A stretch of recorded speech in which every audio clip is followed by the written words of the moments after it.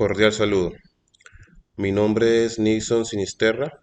Soy estudiante del segundo semestre de agronomía. Pertenezco al CEA Palmira. A continuación voy a hacer la presentación de la tarea cero de la materia microbiología de suelos.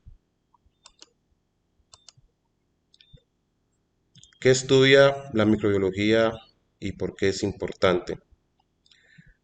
La microbiología estudia los organismos y sus características como el origen, la evolución, la diversidad, su funcionamiento, sus asociaciones con otras bacterias. ¿Y por qué es importante la microbiología?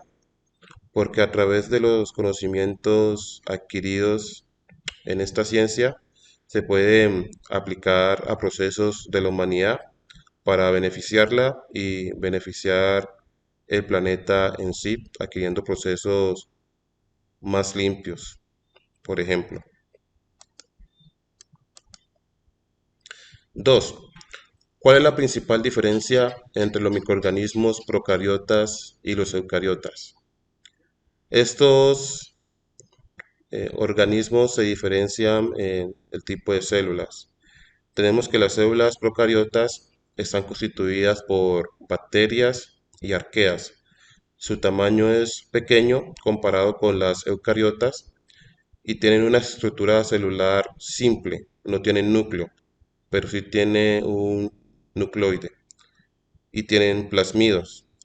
Las células eucariotas, a este grupo pertenecen las algas, los protozoos, protistas, hongos, plantas y animales, es decir, son organismos multicelulares. Sus células son de mayor tamaño, tienen una estructura compleja, están formadas por organulos, poseen membrana nuclear, núcleo, mitocondrias, cloroplastos, retículo endoplasmático y tienen un aparato de Golgi. ¿Cuáles microorganismos comprenden los eucariotas y cuáles los procariotas? Tenemos que entre los procariotas están las bacterias y las arqueas, y entre las eucariotas los animales, las plantas, hongos, algas, protozoos y protistas. Explique las 7 propiedades de las células microbianas. En este mapa conceptual explico las propiedades. Tenemos el crecimiento, se transforman para generar división celular, tienen evolución, se generan células nuevas a partir de una célula ancestral. Otra propiedad es la diferenciación, donde pueden formar nuevas estructuras. Otra propiedad, la motilidad, donde pueden autopropulsarse en su medio. Otra propiedad, intercambio genético, pueden intercambiar genes por diferentes mecanismos. Comunicación, donde generan mensajes químicos para comunicarse con otras células. Y tenemos metabolismo, donde toman nutrientes, los transforman y eliminan los desechos. ¿Qué factores controlan la abundancia y diversidad de las poblaciones microbianas? Entre esos factores tenemos el alimento disponible, la temperatura, el pH, la presencia o la ausencia de oxígeno. ¿Cómo se clasifican los microorganismos de acuerdo a las condiciones de su hábitat o el ambiente en que viven? En este cuadro hago la diferenciación de cada uno de los ambientes donde viven estos microorganismos y cómo se nombran. Tenemos hipertermófilo, son organismos que viven en temperaturas en ambientes de altas temperaturas.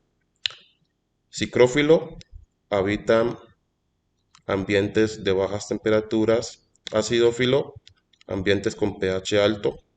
Alcalófilo, con pH bajo. Barófilo, entornos de presión atmosférica. Halófilo, entornos salinos. Eh, Fotótrofos, que captan la luz del sol. Aerobias, viven en presencia de oxígeno. Anaerobias, viven en ausencia de oxígeno. Hidrobios habitan en el agua del suelo. Atmobios habitan en la atmósfera hipogea del suelo y edafobios habitan el suelo en general.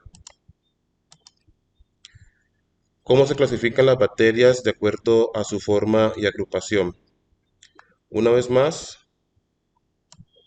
tengo este otro cuadro donde hago esa descripción.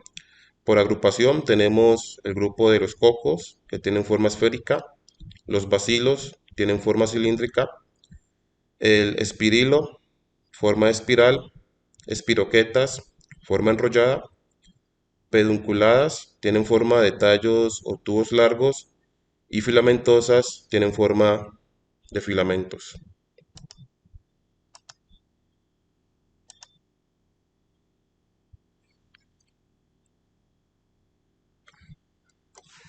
¿Dónde se encuentran los microorganismos en la Tierra o cómo se encuentran distribuidos en los diferentes hábitats?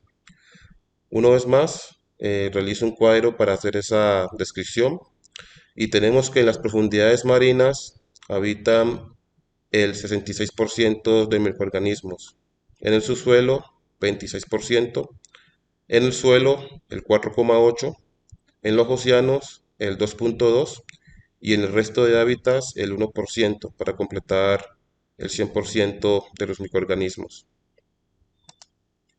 ¿Cómo se beneficia la agricultura de los microorganismos? Explique.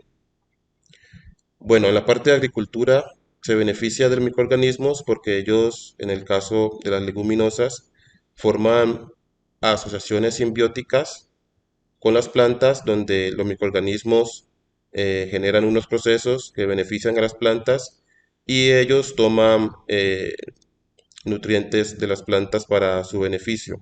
En ese caso, en el caso de las leguminosas, en esta simbiosis se forman unos nódulos y en estos nódulos encontramos los microorganismos que generan la parte del hidrógeno, que son con los que se alimentan o estas plantas llevan a cabo sus procesos.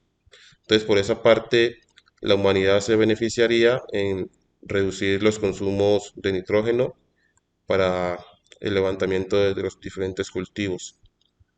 En la parte pecuaria tenemos que el ganado, al pues, masticar la materia vegetal, hay mucha de esa materia que los microorganismos que se sitúan en la parte del rumen descomponen y son los que pues, hacen posible que todos esos nutrientes puedan ser aprovechados por la parte del ganado. ¿Por qué es importante la bioremediación en el suelo? Es importante porque hace la descontaminación del suelo, recuperándolo, haciendo una degradación, una biodegradación de los contaminantes y haciendo que el suelo pues tenga menos contaminantes y esté ambientalmente más sano. Todo este proceso es hecho, por supuesto, por microorganismos especializados en en este tipo de o en contaminantes en específico. ¿Qué estrategia de bioremediación le llama la atención y por qué? A mí me llama la atención la bioestimulación, porque puedo llevar a un suelo contaminado microorganismos especializados en diferentes tipos de contaminantes. Por ejemplo, en un derrame de combustibles podría llevar microorganismos especializados en esos combustibles y se los puedo, igualmente pueden interactuar con los microorganismos nativos de ese suelo y dar un mejor resultado. Seleccione un microorganismo de la tabla número 2 que podría solucionar un problema asociado al suelo en su región. Mencione brevemente cómo sería la acción microbiana de ese microorganismo. Bueno, yo escogí el tricoderma, el cual forma consorcios con otros microorganismos y cada uno se especializa en degradar una o varias fracciones, en el caso de derrames, de los diferentes aceites que pueden estar involucrados en un derrame. Por eso escogí el tricoderma. Este es el pantallazo de la pantalla, la comprobación en Turnitin, las referencias bibliográficas y muchas gracias por la atención prestada.